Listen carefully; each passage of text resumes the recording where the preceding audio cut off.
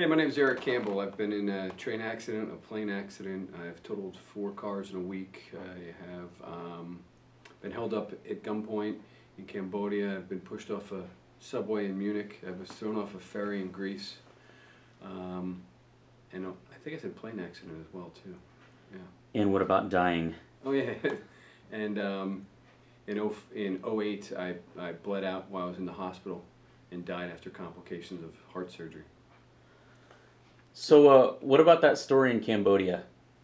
Okay, so 1998, I was in Cambodia. I got there on April 12th, which was the day Pol Pot had died, and it was about 6 months after this coup had happened. I wanted to get up to the north to Siem Reap, where Angkor Wat is located.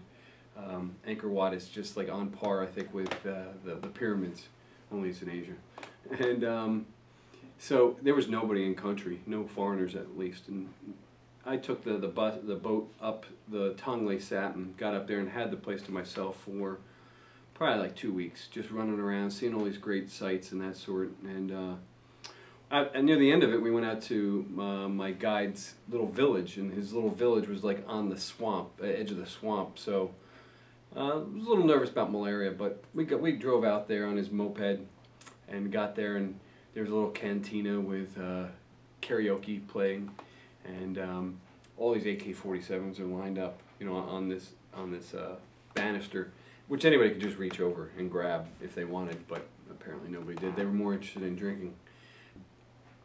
We drinking, having some food, and I go to the bathroom and I come back and my guide is gone, and I got a little freaked out because nobody speaks English, and there's no Westerners for miles. And so finally, after about 45 minutes, he came back to say that his friend had taken his moped, crashed it, broke his arm, and there's a major problem with the moped, and that we'll probably have to stay here overnight. And so I was pretty nervous about doing that, and there's no way we're staying. So he comes back with this old ancient Chinese motorcycle that the only way he can get the headlamp to work is by revving on the engine, and the light would shine a little bit brighter. And we go about 15 feet, and then we kind of dump the bike and get back up, and so we're going along finally, and I remember just kind of looking up at the stars and thinking to myself, you know, don't fall off the back, and, you know, and we'll be back home soon. And he says, how you doing? I said, I'm doing all right. And he said, well, if we see any fires in the road, we're gonna have to get off the road or pull around really quick, because it's probably the Khmer Rouge, and they'll either kidnap you, kill you, or hold you for hostage. Well, I guess that's kidnapping. And so, great. As far as I could see, on the horizon there's fires everywhere, because it's people pretty much just cooking their dinner. And but as far as I'm concerned, it's a group of 20 Khmer Rouge looking for me. And so we kept going, and we eventually get back to to the town, Siem Reap. And some Scottish guys that I'd been hanging with see me, and we go grab some food and some drinks, and they're telling me about their day in which they were offered to shoot a water buffalo with a rocket launcher for $200. We had some good laughs, drinks and that sort of stuff. And a couple days later, I was heading back south to go to Phnom Penh, which is the capital of Cambodia. So I get down to Phnom Penh, get over to my guest house, and I've had just a remarkable couple weeks there, and transformative, as a friend of mine would say.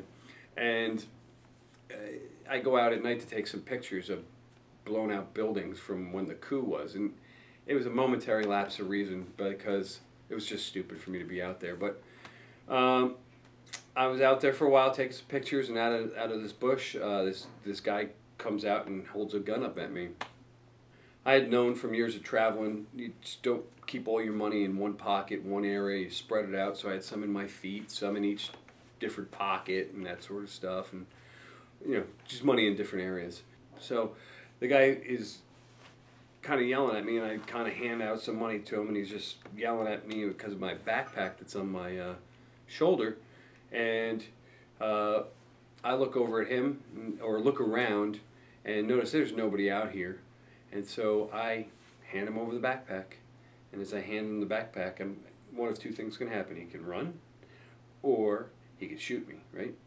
And prior to that, I'm kind of thinking at this moment, like, this Jackie Chan type situation where I can do one of these things and knock his arm out. get the gun out of there.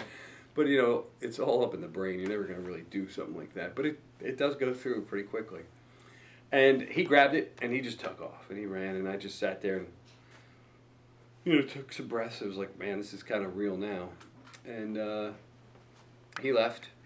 And so the next day I got up and called my dad over in the States, and he was super excited to hear from me. They hadn't heard from me for a couple of weeks, and I couldn't get out what I wanted to say because he was really excited that David Wells had thrown a no-hitter for the Yankees that day. And I'm like, Dad, just hold on a second. Listen, I need you to wire me some money, and I can pick it up at the Western Union in Bangkok. And he's like, everything okay? I'm like, yeah, everything's okay. I'm running out of time. He just wants to go on about David Wells. And I said, just wire the money, and I'll pick it up at the Western Union. Gave him all that information. Was able to get out of Cambodia and get over to Bangkok. Picked up that money, and the next day I got on a plane and flew to Nepal for 2 months. That's my story.